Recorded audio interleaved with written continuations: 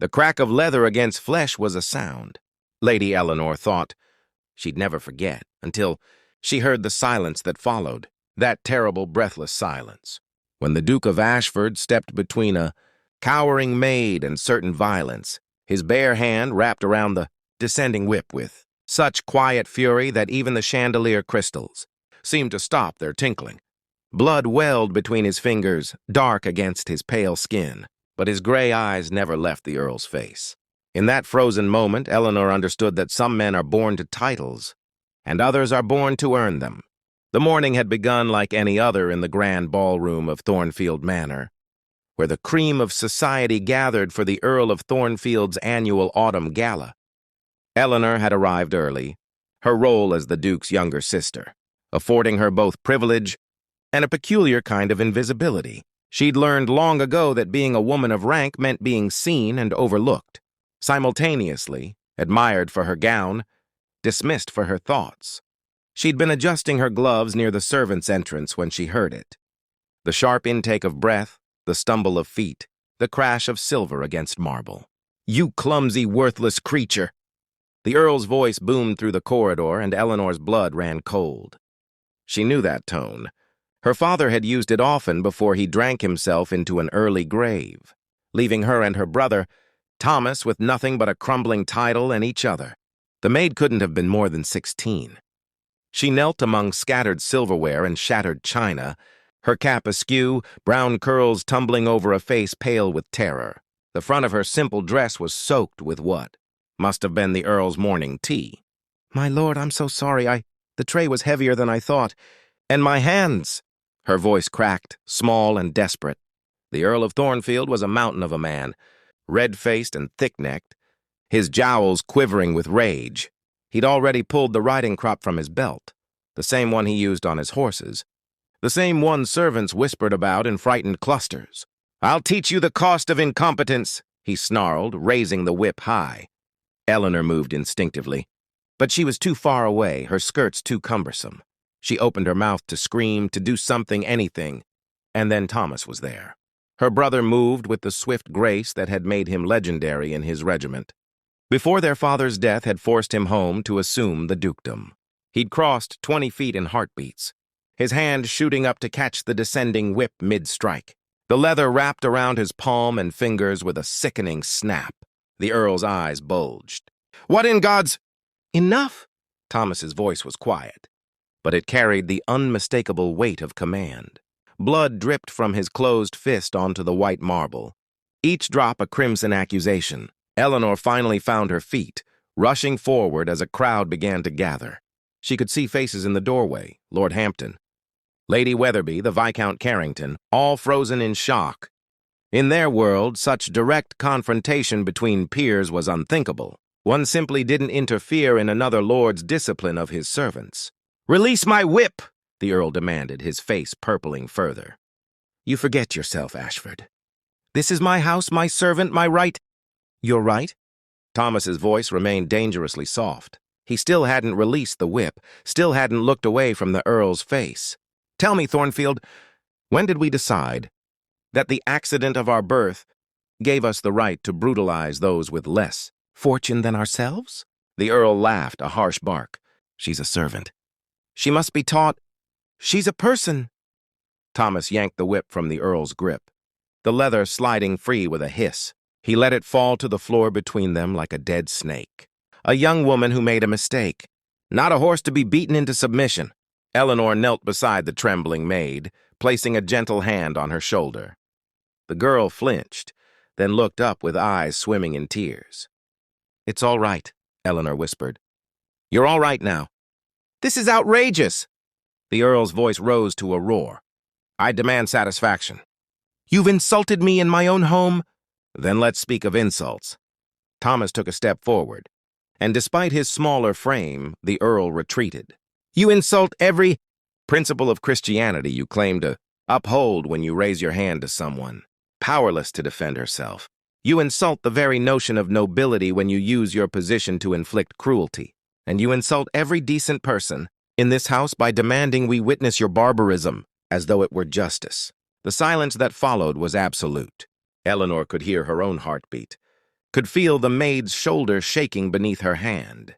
She looked at her brother, really, looked at him and saw not the haunted man who'd returned from war 2 years ago, but the boy who'd once given his winter coat to a stable-hand's child, who'd shared his lessons with the gamekeeper's son, who'd wept when their mother died because he'd promised her he'd always protect the weak.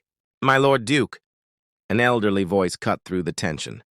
Lord Hampton, a silver-haired patriarch whose opinion carried weight even among his peers, stepped forward from the doorway.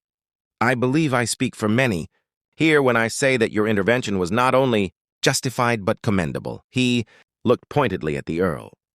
"There are standards of behavior, befitting our station, Thornfield.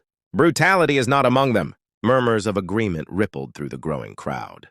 Lady Weatherby nodded firmly. Even young Carrington, barely 20 and usually silent, cleared his throat. "Here, here!"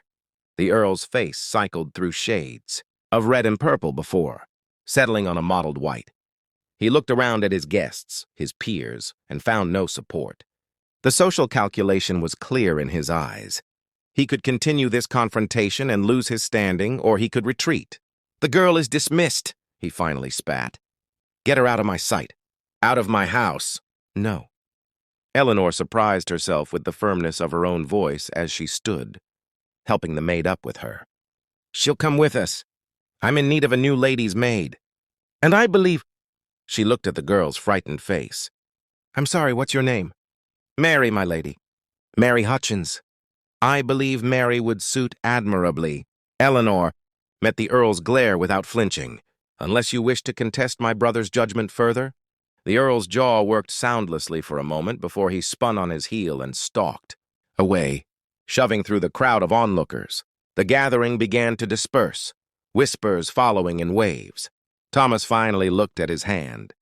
Palm split open in a deep gash where the leather had cut through skin. Eleanor reached for it, pulling out her handkerchief, but Mary was faster. The girl's hands were steadier now as she gently wrapped the white linen around the Duke's bleeding palm. "Thank you, Your Grace," she whispered, her voice thick with emotion. No one's ever—" She couldn't finish, tears spilling over. Thomas smiled at her, and Eleanor saw in it an echo of the brother she'd thought war had stolen from her. "Every person deserves to be treated with dignity, Mary, title or no title. Remember that and expect no less from anyone." 3 weeks later, Eleanor sat in the drawing room of Ashford House, watching Mary arrange flowers with a careful attention to detail that belied her supposed clumsiness. The girl had flourished away from fear, revealing a quick mind and gentle nature. "The Earl has withdrawn from society," Eleanor's friend Catherine reported during her afternoon call, her eyes gleaming with gossip. "They say he's taken to the country, too ashamed to show his face." "And the Duke?" Catherine's sister, Emma, leaned forward eagerly. "I heard he refused to apologize." Eleanor smiled into her tea. Thomas had indeed refused, had written a letter to the Times instead, calling for reform in how the aristocracy treated their servants.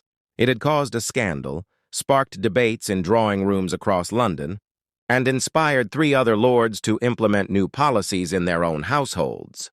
"My brother believes that true nobility is measured not by lineage, but by how one treats those who cannot defend themselves," Eleanor said quietly. Later that evening, she found Thomas in his study, his bandaged hand resting on his desk as he read through correspondence. He looked up when she entered, and she saw it again, that spark of purpose that had been missing since he'd returned from war. "Lord Hampton has invited us to speak at a charity meeting next month," he said, holding up a letter. "He wants to establish standards for servant treatment across the peerage." Eleanor crossed to him and kissed his forehead, the way their mother used to. "She'd be proud of you." "Mama, I mean." Thomas's eyes grew distant. "In the war, I saw men, good, men treated as less than human, because someone with more power decided they had that right. I swore then if I survived, I'd never stand by and watch cruelty again." He flexed his injured hand carefully. "A split palm is a small price for keeping that vow." Through the window, Eleanor could see Mary in the garden below, laughing at something the head gardener's son had said. A young woman with a future now, instead of scars. "The price of cruelty is always higher," Eleanor said softly. "For everyone involved." Thomas nodded, returning his attention to the letter, to the work ahead. And Eleanor understood that some battles were fought with swords, and some with the simple courage to stand between violence and its victim, to catch the whip barehanded and say enough. In that moment, she knew they would both spend their lives trying to honor that choice.